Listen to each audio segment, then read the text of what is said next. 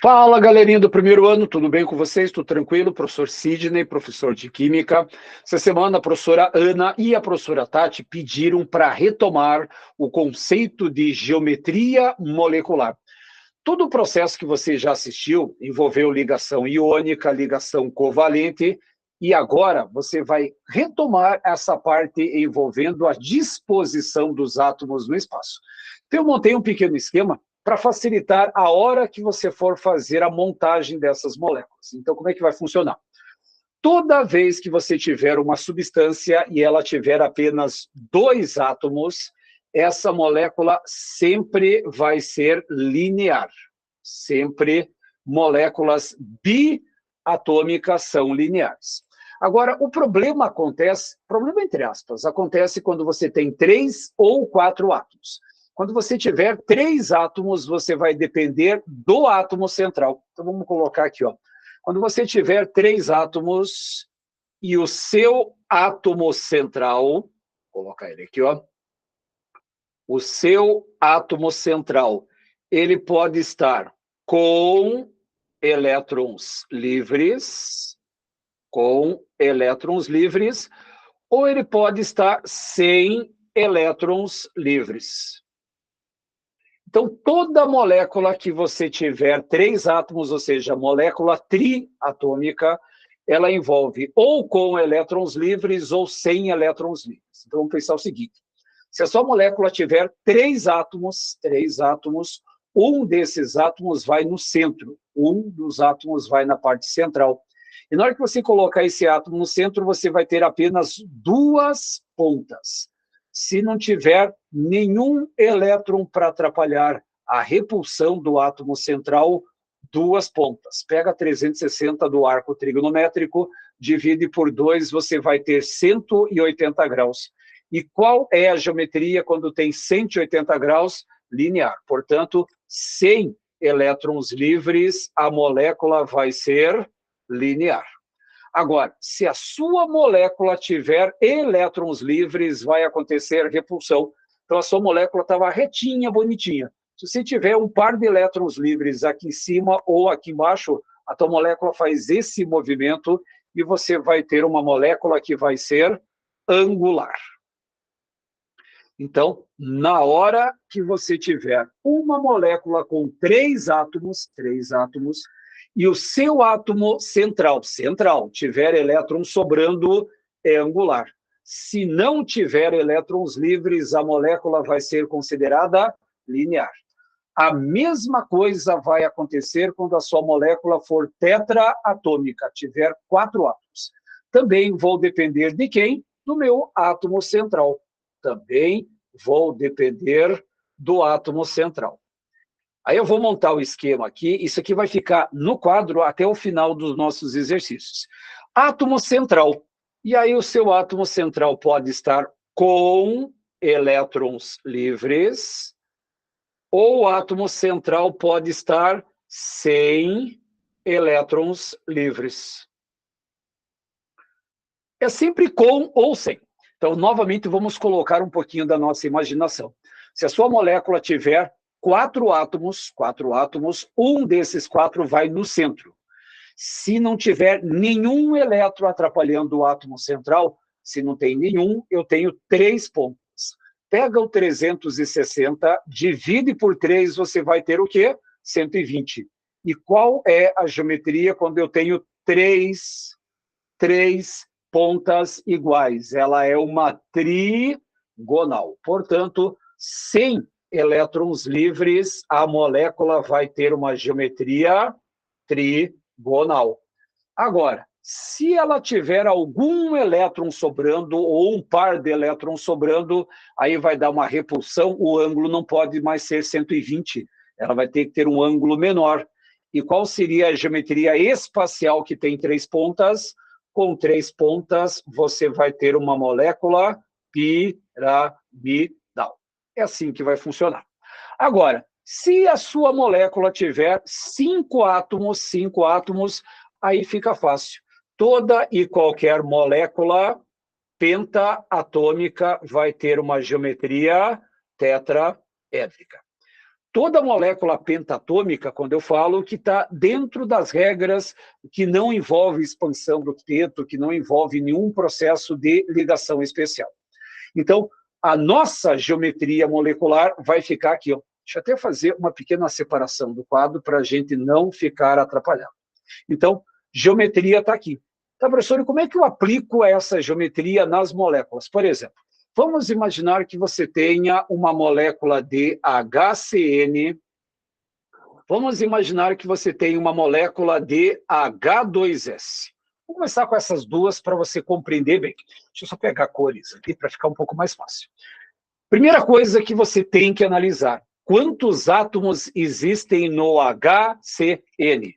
Eu tenho 1, 2, 3. Então, significa que essa molécula apresenta 3 átomos. Só que com 3 átomos, eu vou voltar para o meu esquema. Para 3 átomos, ou vai ser angular ou vai ser linear. E quem vai determinar esse esquema? O seu átomo central. E quem é o átomo central? Normalmente, átomo central é aquele que está em menor quantidade atômica. Por exemplo, no H2S, eu tenho 2 hidrogênios e 1 enxofre. Então, enxofre é o átomo central. Tá, professor, mas aqui tem um e um, ou seja, um de cada. Quem é o átomo central é do jeito que está desenhado, do jeito. Então, significa que o meu átomo central é o carbono. Aí você vai perceber que esse carbono ele tem 4 elétrons na última camada. Professor, como é que eu vou saber um negócio desses? Ou você vai ter o número atômico do elemento, que no caso do carbono é 6, 1s2, 2s2, 2p2. Camada K com 2, camada L com 4, ou você vai ter a tabela periódica para consultar. Só que preso nesse carbono, eu tenho um hidrogênio, que tem só um elétron, e numa outra extremidade, você vai colocar o nitrogênio, que tem 5 elétrons na camada de valência. Professor, como é que você sabe isso? Nitrogênio tem número atômico 7, 1s2, 2s2, 2p3. Camada K com 2, camada L com 5. E aí acontece a mágica das ligações. Vou fazer a primeira ligação covalente, vou fazer a segunda ligação, a terceira e a quarta ligação. Repare, 1, 2, 3, 4, 5, 6, 7, 8, carbono estável. 1, 2, 3, 4, 5, 6, 7, 8, nitrogênio estável, e o hidrogênio só consegue fazer uma única ligação. Portanto, a minha molécula tem 3 átomos, e com 3 átomos vai depender do átomo central. Aí você vem aqui, ó, e olha o carbono.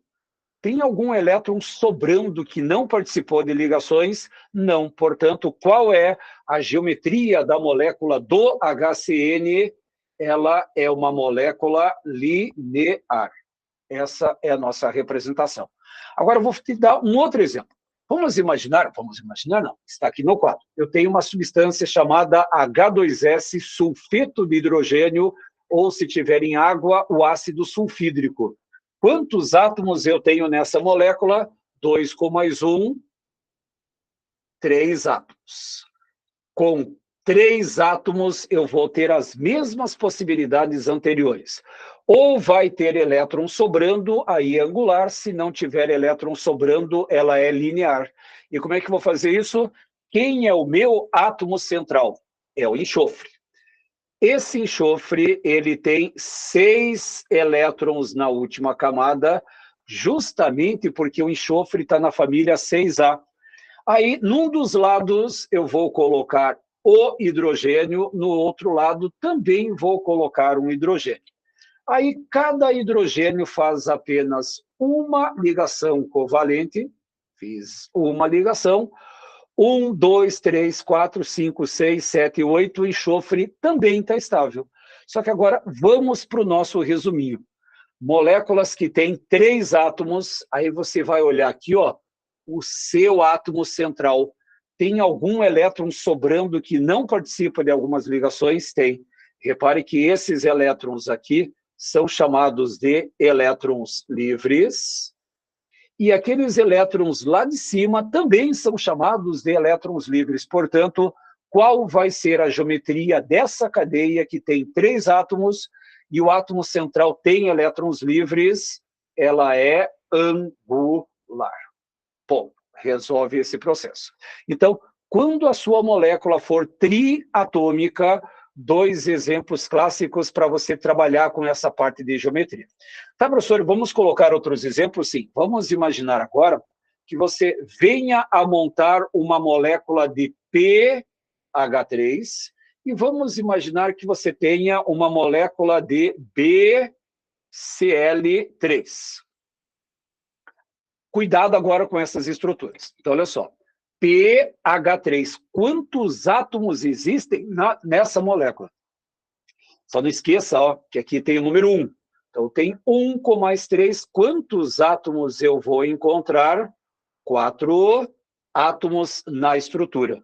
Aqui eu tenho 1 átomo de boro e 3 átomos de cloro. Eu também tenho 4 átomos. Também tenho 4 átomos. E agora, como é que eu vou saber geometria de moléculas que são tetraatômicas? Novamente, eu vou depender do átomo central. Olha o esqueminha que eu montei aqui, ó. Toda molécula biatômica, ela é linear. Toda, sem exceção. Toda molécula pentatômica que não tiver elétrons livres no átomo central vai ser tetraédrica. O problema vai acontecer quando você tiver moléculas tri e tetratômicas. Tri, como eu acabei de comentar, e tetratômicas, porque vai necessitar de você montar a chamada fórmula eletrônica. Só que a fórmula eletrônica, antes que... professor, eu vou ter que decorar um monte de elementos da tabela periódica? Não. Normalmente se fornece o número atômico ou normalmente se dá a tabela periódica para consultar. É uma ou a outra. Então, vamos lá. pH3. O que eu vou fazer? Vou colocar o P, que é o nosso átomo central. Esse fósforo, ele tem 5 elétrons na última camada. Por quê? Se você pegar o número atômico do fósforo, é 15. 1s2, 2s2, 2p6. 3s2, 3p3. Camada K com 2, camada L com 8, camada M com 5 elétrons. Se você tiver dúvida em algum processo dessa distribuição eletrônica, recomendo pegar um dos vídeos anteriores, lá no comecinho, tem até o título lá, distribuição eletrônica, para você treinar bem essa parte. Mas aqui o nosso fósforo tem 5 elétrons. Ao redor desse P, eu vou colocar os 3 hidrogênios. Cada hidrogênio tem 1 elétron na última camada. E agora você começa a fazer as ligações. Faço a primeira ligação, faço a segunda ligação, faço a terceira ligação. Ponto. Fiz todas as ligações prontas. Quem você vai ter que olhar? O átomo central. Se o seu átomo central, volta para o resumo, moléculas que têm 4 átomos, se o átomo central estiver com elétrons livres, ela vai ser piramidal. Se o átomo central estiver sem elétrons livres, ela vai ser trigonal. Então, vai depender do átomo central. Como o seu átomo central apresenta esses elétrons livres, qual será a geometria desse hidreto de fósforo ou dessa fosfina? Essa fosfina vai ter uma geometria piramidal. A professora é tranquila, é bem fácil. Gente, é só vocês manterem a calma e colocar exatamente isso aqui na memória de vocês. Geometria molecular. E já vou adiantar. Essa geometria, ela é um pré-requisito do que vem pela frente, para a parte de polaridade molecular, forças intermoleculares. Então, treine bem esse sistema. Vamos ver mais uma. Tricloreto de boro. Então, o tricloreto de boro tem uma geometria que vai ser o quê? Primeiro, vamos trabalhar as nossas representações. Primeiro, quem que vai no centro? Vamos colocar o boro. E esse boro, ele tem apenas 3 elétrons na última camada. 3. Por quê? O número atômico dele é 5. 1s2, 2s2, 2p3. camada K com 2, camada L com 3. Ao redor desse boro, eu vou colocar os átomos de cloro. Então, vamos colocar um cloro aqui. E esse cloro, ele tem 7 elétrons na última camada. Vamos colocar mais um cloro aqui, que também tem 7 elétrons na última camada, e mais um cloro aqui, que tem 7 elétrons na última camada. Pronto. Já fiz a distribuição dos elementos ao redor, e agora começa a mágica das ligações. Geometria molecular só é válida quando eu tenho ligação covalente. Os compostos iônicos, eles apresentam geometrias especiais, porque eu tenho que mexer isso com raio-x, cristalografia, assim por diante. Então, vamos começar a fazer as ligações. Como esse boro vai fazer 3 ligações, fiz a primeira, 1, 2, 3, 4, 5, 6, 7, 8, está estável. Fiz a segunda ligação, está estável. Fiz a terceira ligação, ficou estável. Quem você vai ter que olhar? O átomo central. Sempre o segredo da geometria molecular, quando você tem moléculas tri- e tetratômicas, está no átomo central. Repare, tem algum elétron sobrando nesse átomo central? Não tem. E quando você não tiver elétrons livres, 4 átomos, átomo central sem elétrons livres, qual vai ser a geometria desse composto? Ele vai ter uma geometria trigonal. Então, essa é a história que vocês precisam retomar para trabalhar com geometria. Então, para encerrar essa revisãozinha, então, como foi um pedido das duas professoras, retomar um pouquinho a parte de geometria molecular. E repare, não dá nem para reclamar que é muita matéria. Não dá para reclamar. 2 átomos na estrutura linear, com 3 átomos, dependo do átomo central. Monte a forma eletrônica. Se você perceber que o átomo central está com elétrons livres angular, sem elétrons livres vai ser linear. Molécula tetraatômica, que tem 4 átomos. Se o átomo central estiver com elétrons livres, vai ser piramidal.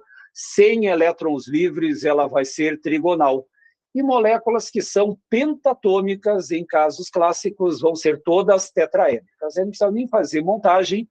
Moléculas bi- e pentatômicas, só olhar a composição, você já sabe a devida geometria. Então, para essa semana, retomando a parte de geometria. Provavelmente na semana que vem já temos outro assunto, que é polaridade e forças intermoleculares. Então, gente, fica uma dica, treine essa parte de geometria, porque ela vai te ajudar muito na matéria que segue aí.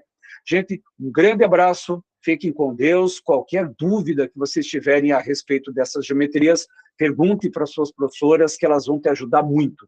E é bem importante que vocês compreendam essa história. Gente, um grande abraço e até a semana que vem. Tchau, gente, se cuidem.